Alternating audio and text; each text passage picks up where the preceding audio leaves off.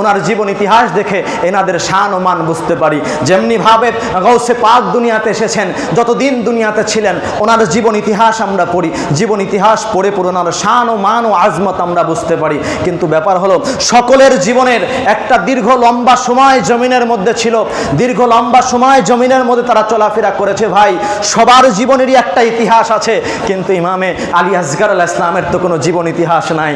কারণ ওনার জীবন ইতিহাস ঘটবে কিভাবে ভাই? ওনার জীবন তো শুরু হওয়ার আগেই শেষ হয়ে গেল।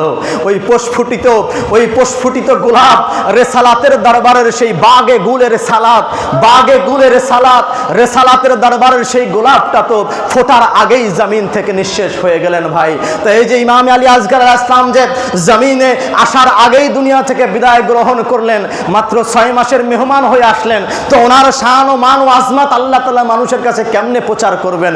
ওনার তো কোনো জীবন ইতিহাস লেখা হবে না, ওনার তো কোনো জীবন চরিত্র লেখা হবে না, কারণ ওনার জীবনের অধ্যায় তো মাত্র 6 মাসের সময়। 6 মাসের মধ্যে উনি কি এমন করলেন সেটার ইতিহাস তো মানুষের কাছে পৌঁছাবে না। এই জন্যে আল্লাহ রাব্বুল আলামিন বলতেছেন যে শোনো, সকলের এই জীবন ইতিহাস লেখা হয় তার জীবন থেকে। সে চলাফেরা করবে, কথাবার্তা বলবে, ঘোরাফেরা করবে, তোমাদের মধ্যে চলবে, এগুলো নিয়ে তাদের জীবন ইতিহাস লেখা হয়।